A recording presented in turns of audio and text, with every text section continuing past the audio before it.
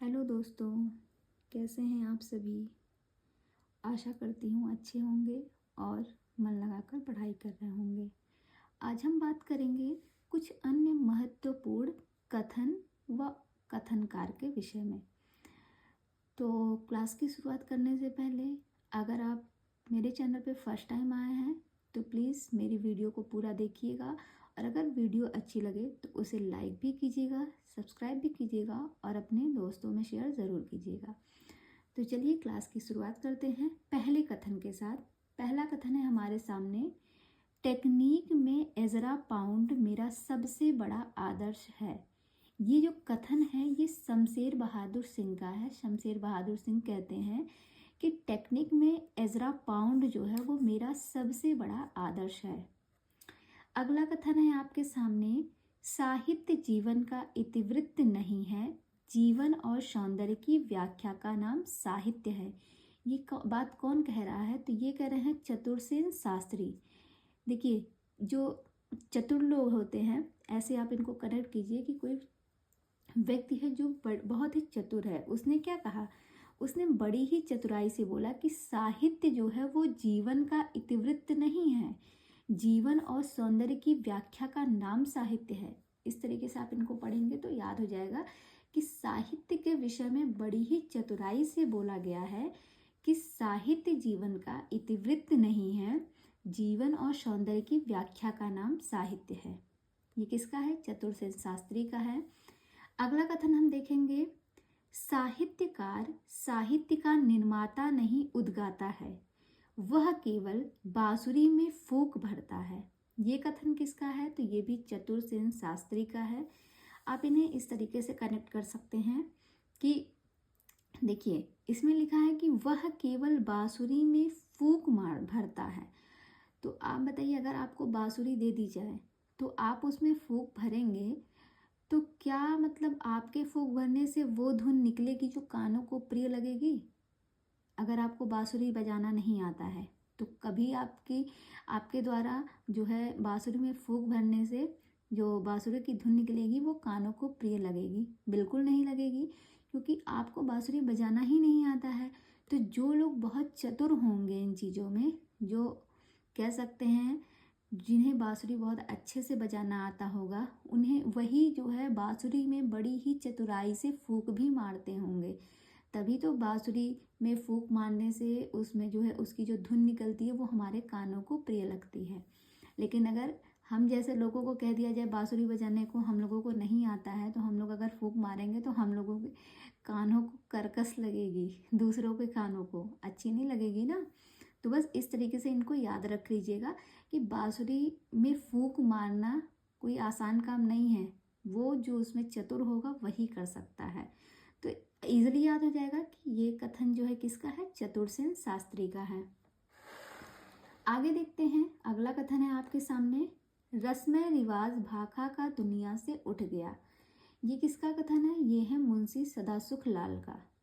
कहते हैं भैया, अगर आपको सदा सुखी जीवन व्यतीत करना है तो आप जो है सारे जो रस्म रिवाज इस दुनिया में पड़े हुए हैं ना, उन सब से दूर हो जाइए, उन सब से दूर हो जाइए, सारी मोह माया त्याग दो। कहते हैं ना कि भैया अगर सदा सुखी जीवन जीना है तो जितने भी यहाँ पे रस्में रिवाज हैं तरह तरह के और दुनिया में ऊट पटांग चीज़ें चल रही हैं, उन सब से आप ऊपर उठ जाइए, सब कुछ छोड़ छाड़ दीजिए, तभी आपको जो है सुख की प्राप्ति होगी।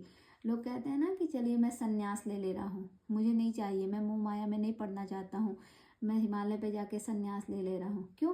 क्योंकि वो अपने जीवन से दुखी हैं। तो बस इस तरीके से थोड़ा सा आप इन्हें कनेक्ट करके याद रख सकते हैं। ये किसका है? सदासुख लाल का है। अगला कथन है, कविताई ना मैंने पाई ना चिराई, कविताई ना मैंने पाई ना चुराई, इसे मैंने जीवन जोत कर किसान की तरह बोया और काटा है, यह मेरी अपनी और प्राण की तरह प्यारी है। किसकी बात की जा रही है? तो ये जो है केदारनाथ अग्रवाल अपनी कविता के विषय में कहते हैं कि कविताई को ना मैंने पाया है और ना ही इसे मैंने कहीं से चुराया है, बल्कि इसे मैंने जीवन जोत कर, जिस तरह किसान जो है खेत को जोत कर उसको बोता है फिर काटता है, उसी तरीके से मैंने अपने जीवन में इसे जोत कर किसान की तरह बोया और काटा है। यह मेरी अपनी और प्राण की तरह प्यारी है। जैसे मेरी कोई अपनी प्रिय वस्तु होती है, जैसे मेरे शरीर में जो मेरा प्राण है वो मुझे सबसे प्यारा है, उसी तरीके से मुझे मेरी कविता भी बहुत प्यारी है। ये कौन कहता है? ये केदारनाथ अग्रवाल का कथन है। आगे है, हमारे मत से हिंदी और उर्दू दो बोली न्यारी न्यारी है। तो ये जो कथन कहा गया है ये राजा लक्ष्मण सिंह के द्वारा कहा गया कथन है। ये भी परीक्षा में आया हुआ कथन है, इम्पॉर्टेंट है, ध्यान रखिएगा। आगे देखते हैं, आपके सामने अगला कथन है, हिंदी की नवीन कविता का क्रांति दूत रामेश्वर शुक्ल अंचल है। ये कौन कहता है? तो ये नंद दुलारे वाजपेयी का कथन है। इन्होंने कहा है कि हिंदी की जो नवीन कविता है उसके क्रांति दूत जो हैं वो रामेश्वर शुक्ल अंचल हैं। ये कौन कहता है? नंद दुलारे वाजपेयी कहते हैं।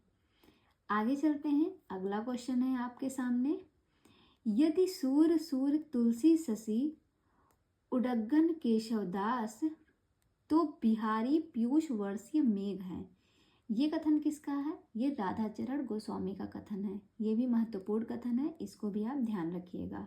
देखिए, ये जो ऊपर वाला हमने कथन पढ़ा है कि हिंदी की नवीन कविता का क्रांति दूत रामेश्वर शुक्ल अंचल है, ये नंद दुलारे वाजपेयी का है। इन्हें आप कैसे याद रख सकते हैं?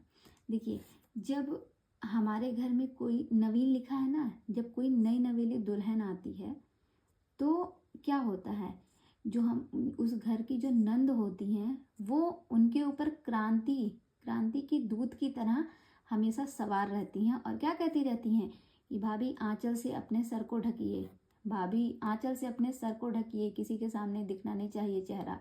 होता है ना, ननद ज़्यादा हुक्म चलाती हैं, उतना सास नहीं जितना नंद रहती हैं। खैर, अब ऐसा नहीं होता, लेकिन पहले के टाइम में ज़्यादा होता था। अब तो नंद और भाभी बहुत अच्छी फ्रेंड भी बन चुकी हैं। जैसे कि मेरी भी भाभी हैं, मेरी और भाभी में बहुत अच्छी बनती है, जो लोग जानते हैं उन्हें अच्छे से पता है। तो बस इस तरीके से आप इनको थोड़ा सा कनेक्ट करके याद रख सकते हैं। ये नंद दुलारे वाजपेयी का कथन है। आगे देखते हैं, अगला कथन है हमारे सामने, शहर में कोई किसी की जाति नहीं पूछता, शहर के लोगों की जाति का क्या ठिकाना है। ये कथन किसका है?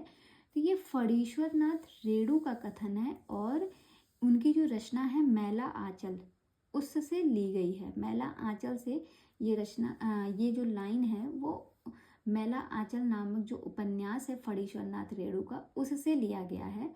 और क्या है कि शहर में कोई किसी की जाति नहीं पूछता, शहर के लोगों की जाति का क्या ठिकाना। कौन कहता है? ये फणीश्वर नाथ रेणु कहते हैं।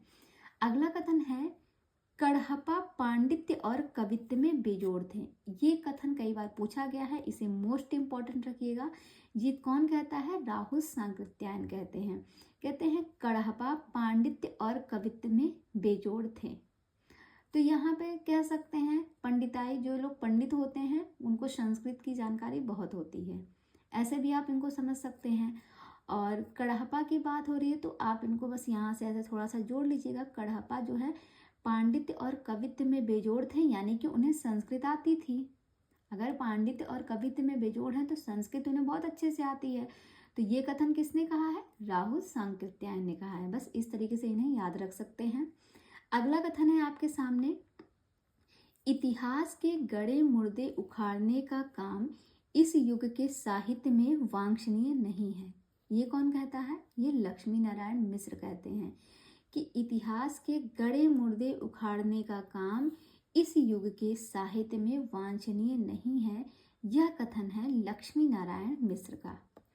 आगे हम देखेंगे अगला जो कथन है, अब आपको दिख रहा होगा जी, कहानी वह ध्रुपद की तान है जिसमें गायक महफिल शुरू होते ही अपनी संपूर्ण प्रतिभा दिखा देता है। ये कथन किसका है? ये है प्रेमचंद का कथन। कहते हैं कि कहानी वह ध्रुपद की तान है जिसमें गायक महफिल शुरू होते ही अपनी संपूर्ण प्रतिभा दिखा देता है। ये कथन है प्रेमचंद का। इन्हें आप थोड़ा सा अगर रिलेट कर पाइए तो आप इन्हें रिलेट कर सकते हैं। जैसे कोई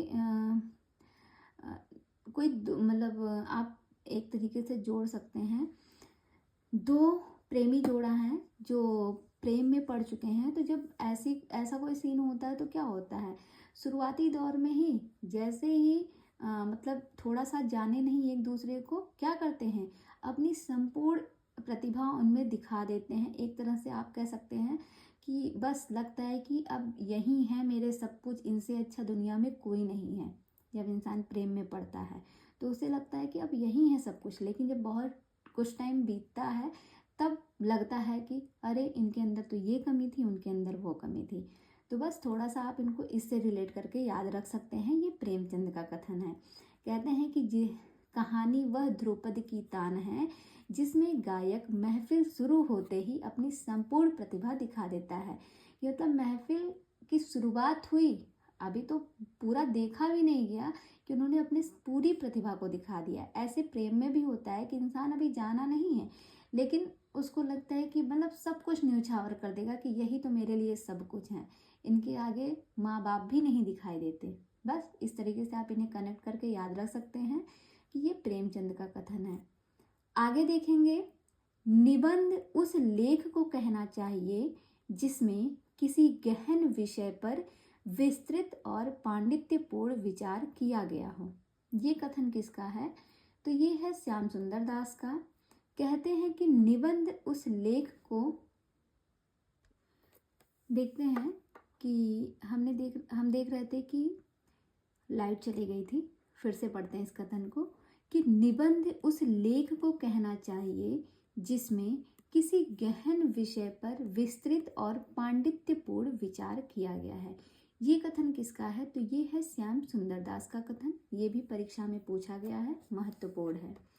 आगे देखते हैं, अगला जो कथन है आपके सामने वो है, वीरता जब भागती है तो अपने पीछे राजनीति के छल छिद्र की धूल उड़ाती है। ये किसका कथन है, ये है प्रसाद का कथन और उनकी जो रचना है ध्रुव स्वामिनी, उससे ली गई है।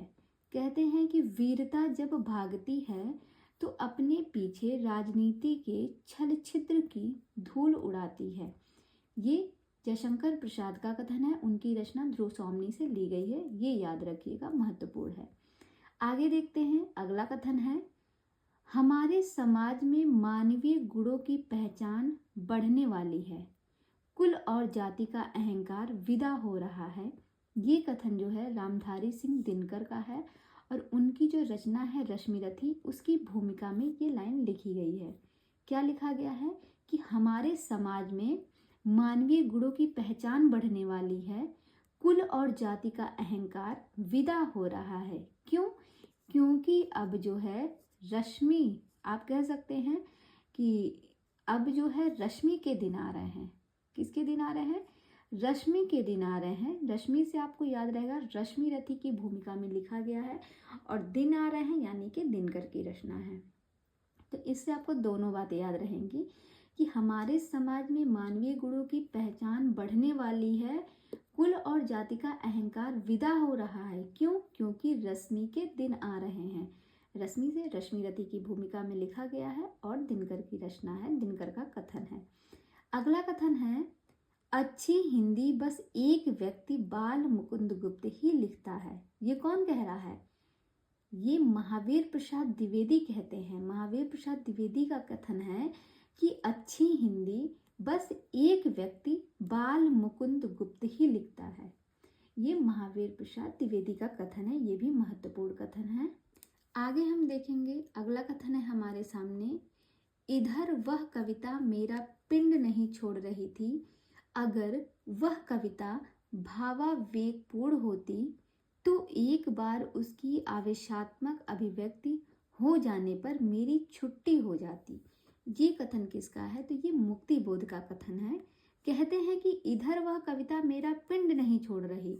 ये क्यों चाह रहे हैं, ताकि अगर भाई इनका पिंड छोड़ देती तो ये मुक्त हो जाते। बस यहाँ इसी लाइन को याद रखिएगा कि इधर वह कविता मेरा पिंड नहीं छोड़ रही। भाई कविता अगर इनका पिंड छोड़ देती तो ये क्या हो जाते, ये मुक्त हो जाते। इसलिए ये कहते हैं कि कविता तो मेरा पिंड ही नहीं छोड़ रही, मैं कैसे मुक्त हूँ। बस इसी लाइन से आप इनको याद रख लेना। ये किसकी बात हो रही है? मुक्ति बोध कहते हैं, ये कथन मुक्ति बोध का है। आगे और कुछ पढ़ने की ज़रूरत नहीं है, यहाँ से आप इनको याद रख सकते हैं। अगला जो कथन है वो है, कबीर ने अपने रहस्यवाद में अद्वैतवाद और सूफी मत की गंगा जमुना एक साथ बहा दी। ये भी महत्वपूर्ण कथन है, राम कुमार वर्मा का है। कहते हैं कि कबीर ने अपने रहस्यवाद में अद्वैतवाद और सूफी मत की गंगा जमुना एक साथ बहा दी, राम कुमार वर्मा का कथन है। अगला कथन हम देखेंगे, इस वक्त हिंदी की हैसियत भी एक बोली यानी कि डायलेक्ट की सी रह गई, जो हर गांव में अलग अलग ढंग से बोली जाती है। ये कथन है गारसादा तासी का। किसका कथन है? ये गारसादा तासी का कथन है। इसके आगे अगर हम बात करें तो अगला जो कथन है वो हमारे सामने है कि रीति काव्य के रचयिता यौवन और वसंत के कवि हैं। ये कथन किसका है? ये भगीरथ मिश्र का है। भगीरथ मिश्र जो हैं वो भागते भागते आते हैं और क्या कहते हैं? भागते भागते आते हैं और कहते हैं कि जो रीति काव्य के रचयिता हैं वो यौवन और बसंत के कवि हैं। भागते भागते आते हैं और भागते भागते जब आएंगे तो क्या बताते हैं कि जो रीति काव्य के रचयिता लोग हैं वो यौवन और बसंत के कवि हैं। ये कौन कहता है? ये भगीरथ मिश्र कहते हैं। अगला जो कथन है वो है, बिहारी के व्यक्तित्व में प्रतिभा, अध्ययन और अभ्यास तीनों का समन्वय मिलता है। यह कथन किसका है? तो ये डॉक्टर गणपति चंद्र गुप्त का है। गणपति चंद्र गुप्त क्या कहते हैं? ये बिहारी के विषय में कह रहे हैं, ध्यान रखिएगा। गणपति चंद्र गुप्त, गणपति जी बिहारी के विषय में कहते हैं कि बिहारी का जो व्यक्तित्व है उसमें प्रतिभा, अध्ययन और अभ्यास तीनों का समन्वय मिलता है। तो बिहारी के विषय में गणपति जी का कथन है ये। अगला कथन है, जो हो, मैंने आप कई बेर परिश्रम किया कि खड़ी बोली में कुछ कविता बनाओ, पर वह मेरे चित्तानुसार नहीं है। तो ये कथन किसका है? ये भारतेंदु हरिश्चंद्र का है। भारतेंदु हरिश्चंद्र कहते हैं, जो हो यानी कि जो भी हो, मैंने स्वयं से कई बार परिश्रम किया कि खड़ी बोली में कुछ कविताएं बनाऊं, पर वह मेरे चित्तानुसार नहीं है। ये भारतेंदु हरिश्चंद्र का कथन है, ये भी महत्वपूर्ण है। अगला कथन हम देखेंगे, आपको दिख नहीं रहा होगा, अभी दिख रहा है। अगला कथन है, धूमिल का काव्य स्वाधीन भारत की हिंदी कविता का नक्सलवाड़ी है। ये किसका कथन है? तो ये राम कृपाल पांडे के द्वारा कहा गया कथन है। ये धूमिल के विषय में कहे हैं।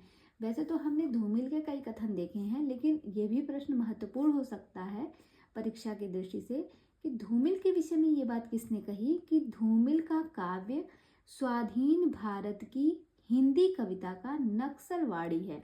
तो ये राम कृपाल पांडे कहते हैं। धूमिल के विषय में भैया राम की कृपा होगी तभी कोई धूमिल के विषय में कह सकता है। तो याद रखिएगा, बस इनको यही याद रखना कि धूमिल के विषय में किसने कहा है कोई कथन, तो वो कहा है राम कृपाल जी ने।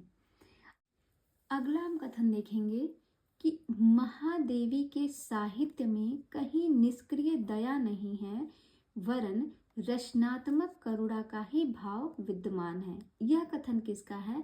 तो यह कथन है रामस्वरूप चतुर्वेदी का। रामस्वरूप चतुर्वेदी का कहना है कि जो महादेवी वर्मा है उनके साहित्य में कहीं निष्क्रिय दया नहीं है, बल्कि रचनात्मक करुणा का भाव विद्यमान जरूर है। ये कौन कहता है? रामस्वरूप चतुर्वेदी कहते हैं। अगला कथन है आपके सामने कि अपनी कहानी का आरंभ ही इन्होंने इस ढंग से किया है जैसे लखनऊ के भाड़ घोड़ा कुदाते हुए महफिल में आते हैं। यह जो कथन है यह शुक्ल जी ने इंशा अल्लाह खां के विषय में लिखा है। ये थोड़ा सा अलग हटके है और महत्वपूर्ण भी है। शुक्ल जी का कहना है कि अपनी कहानी का आरंभ किन्होंने? इंशा अल्लाह खां ने। शुक्ल जी कहते हैं कि इंशा अल्लाह खां ने अपनी कहानी का आरंभ जो है इस ढंग से किया है जैसे लखनऊ के भाड़ घोड़ा कुदाते हुए महफिल में आते हैं। इंशाल्लाह खां के विषय में कहा गया है, महत्वपूर्ण कथन है। आगे देखते हैं, अगला जो कथन है वो है, पंडित प्रताप नारायण मिश्र और बालकृष्ण भट्ट ने हिंदी गद्य साहित्य में वही काम किया है जो अंग्रेजी गद्य साहित्य में एडिसन और स्टिल ने किया है। तो यह कथन जो है रामचंद्र शुक्ल का है। ये भी इम्पोर्टेंट कथन है। शुक्ल जी अपने आप में खुद बहुत ही महत्वपूर्ण हैं, तो उनके कथन भी महत्वपूर्ण हैं, बहुत ही महत्वपूर्ण है। और इनके कुछ अलग से मैंने इनकी वीडियोज डाली है शुक्ल जी की, केवल स्पेशली शुक्ल जी के कथनों को मैंने वहाँ पे लिया है। तो आप अगर नहीं देखे हैं तो उस वीडियो को भी जाके देख लीजिएगा। आगे देखेंगे, अगला जो कथन है वो है, शेखर एक जीवनी को मैं हिंदी के 5 सबसे महत्वपूर्ण उपन्यासों में मानता हूँ। ये किसकी बात हो रही है? तो जो आगे की रचना है शेखर एक जीवनी, इसके विषय में कहते हैं कौन? नामवर सिंह कहते हैं कि शेखर एक जीवनी को मैं हिंदी के 5 सबसे महत्वपूर्ण उपन्यासों में मानता हूँ। तो यह कथन है यह जो कथन है ये नामवर सिंह का कथन है। आगे हम देखेंगे, अगला कथन है, विद्यापति के पद श्रृंगारिक होते हुए भी भारतीय परंपरा में कृष्ण की ईश्वरीय भावनाओं में बंधे हुए थे, किंतु हृदय की श्रृंगार भावना ने उसको दबा दिया। यह कथन किसका है? तो यह है बाबू गुलाब राय का। ये महत्वपूर्ण कथन है कि विद्यापति के पद श्रृंगारिक होते हुए भी भारतीय परंपरा में कृष्ण की ईश्वरीय भावनाओं में बंधे हुए थे, किंतु हृदय की श्रृंगार भावना ने उसको दबा दिया। बाबू गुलाब राय का कथन है। अगला कथन है, हम देखेंगे, साहित्य की कसौटी वह संस्कारशीलता है जो हृदय से हृदय का मेल चाहती है और एकता में निष्ठा रखती है। यह कथन किसका है? तो ये कथन जो है चैनेन्द्र कुमार का है। आगे हम देखेंगे, अगला कथन है कि इन्होंने कामायनी को रहस्यवाद का पहला महाकाव्य माना है। ये भी कथन महत्वपूर्ण है। किसने? तो ये माना है निराला ने। सूर्यकांत त्रिपाठी निराला जी जो हैं, उन्होंने कामायनी को रहस्यवाद का पहला महाकाव्य माना है। अगला और लास्ट कथन है कि हिंदी के भक्ति काल को लोक जागरण काल के रूप में प्रतिष्ठित करके और हिंदी नवजागरण को स्वतंत्र मर्यादा प्रदान करके रामविलास शर्मा ने हिंदी साहित्य के इतिहास को देखने की नई दृष्टि प्रदान की। यह कथन किसका है? तो यह कथन है रामचंद्र तिवारी का। तो आज हमने जो है बहुत से लेखक जो छूट गए थे उनके कथनों को हमने कवर कर लिया है। तो आज यहाँ पर हमारी जो कथनों की सीरीज चल रही थी, महत्वपूर्ण कथन की, जो कि परीक्षा में पूछे जाते हैं, उसकी सीरीज आज खत्म होती है। कल से हम एक नई सीरीज स्टार्ट करेंगे। आशा करते हैं कि वीडियो आपको पसंद आई होगी। जैसी भी लगी हो आप अपने सुझाव हम तक ज़रूर पहुंचाइएगा। बाकी अगर आप फर्स्ट टाइम मेरे चैनल पे आए हैं तो वीडियो पसंद आएगी तो जो है चैनल को सब्सक्राइब कीजिएगा, लाइक कीजिएगा और अपने दोस्तों में शेयर ज़रूर कीजिएगा। तो मिलते हैं कल एक नई सीरीज के साथ। तब तक के लिए बाय बाय, टेक केयर।